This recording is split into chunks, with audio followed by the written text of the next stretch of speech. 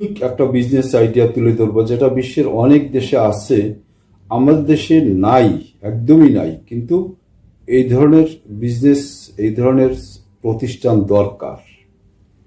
এবং এই ধরনের প্রতিষ্ঠান যদি আপনি করতে পারেন তাহলে আপনার আর পিছনে ফিরে তাকাইতে হবে না। কোনো আহামরি কোনো বিগ বাজেটের ব্যবসা না,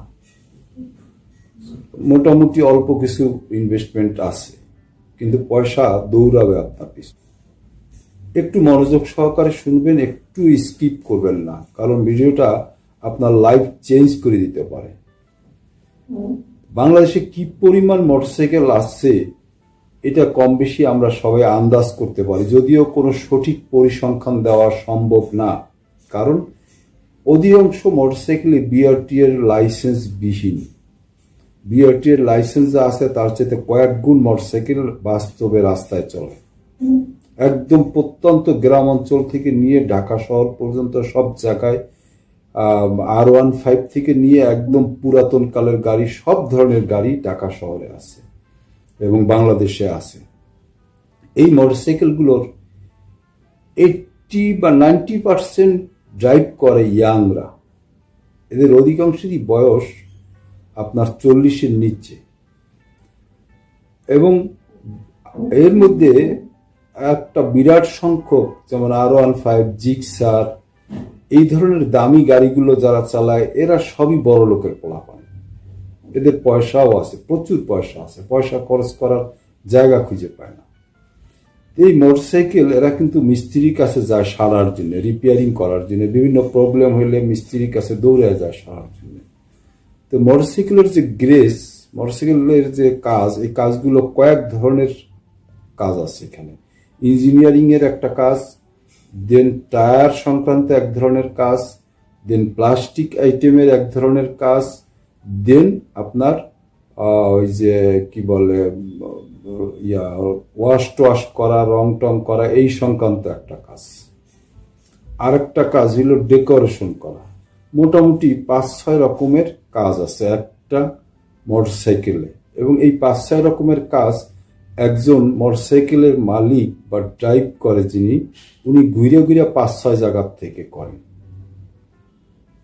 এই সবগুলো কাজ একই ছাদের নিচে যদি নিয়ে আসা সম্ভব হয়, একই ছাদের নিচে এই সবগুলো সার্ভিস আপনি যদি এক ছাদের নিচে নিয়ে আসেন, তাহলে আপনার কখনোই ইঞ্জিনিয়ারিং সেকশন থেকে ইনকাম ভালো হবে, কখনো ডেকোরেশন সেকশন থেকে ইনকাম ভালো হবে, অথবা আপনার টায়ার সংক্রান্ত যে সেকশনটা আছে সেখান থেকে ইনকাম ভালো হবে। অর্থাৎ 5-6টা সেকশন যখন আপনার থাকবে, এইটা ভালো যাবে, ওইটা খারাপ যাবে, ওইটা খারাপ যাবে, এইটা ভালো যাবে, অর্থাৎ কোনো না কোনো সেকশন থেকে আপনার ইনকাম জেনারেট হবেই। আর হ্যাঁ, একটা স্পেশাল টিপস আমি আপনাদের জন্য তুলে ধরতেছি, যদি এটা বাস্তবায়ন করতে পারেন আপনাকে আর পিছনে ফিরে তাকাইতে হবে না। কি সেটা? সাউথ আফ্রিকা, ফিলিপাইন, এরকম অনেকগুলো দেশ আছে যে এইসব দেশে অটোমোবাইল মিস্ত্রি বেশিরভাগ মহিলা। ফিলিপাইনের সাথে আমাদের ইনকাম ডিফারেন্স কিন্তু খুব বেশি না, সাউথ আফ্রিকার সাথেও ইনকামের ডিফারেন্স খুব একটা বেশি না।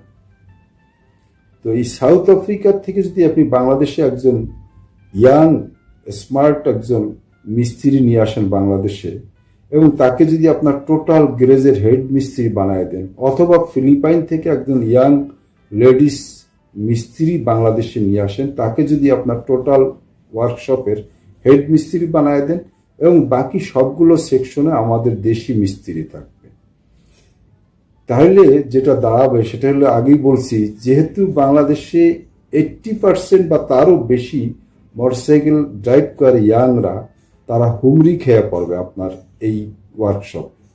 1 নম্বর ওই ফিলিপিনীয় অথবা সাউথ আফ্রিকান লেডির সাথে আড্ডা দেওয়া, 2 নম্বর হলো আপনার এক ছাদের নিচে সব ধরনের সার্ভিস পাওয়া। এর ফলে আপনার ওয়ার্কশপে কাজের কোনো অভাব হবে না, কাজের জন্য আপনাকে দৌড়াইতে হবে না, কাজ আপনার এখানে সব সময় কিছু না কিছু থাকবে। এটা কমপ্লিটলি ইউনিক, এবং এই কাজটা করতে আপনার হয়তো একটা বড় ফ্লোর নিতে হবে যেখানে এই সবগুলা সেকশন সেট আপ করা যায়। দেন লাগবে মোটামুটি অল্প কিছু যন্ত্রপাতি, সেই টোটাল একটা ওয়ার্কশপের যন্ত্রপাতি কিনতে 1 থেকে 1.5 লাখ টাকা লাগে। আর যেই বড় কাজটা সেটা হলো ফিলিপাইন অথবা সাউথ আফ্রিকা থেকে মিস্ত্রি জোগাড় করা। তো ফিলিপাইন অথবা সাউথ আফ্রিকার মিস্ত্রি, লেডি মিস্ত্রি, আমি মোটামুটি খবর নিয়ে দেখছি এবং জানছি বাংলাদেশি কারেন্সিতে আপনার লাখখানেক টাকা স্যালারি দিতে হইতে পারে, অর্থাৎ 1800 থেকে $1000 ওদের ডিমান্ড, বেতন মান্থলি, এর বেশি না। তো এই হইল আপনার টোটাল কাজ। এই কাজটা যদি আপনি গুছিয়ে সুন্দর মতো করতে পারেন, আপনাকে আর পিছনে ফিরে তাকাইতে হবে না।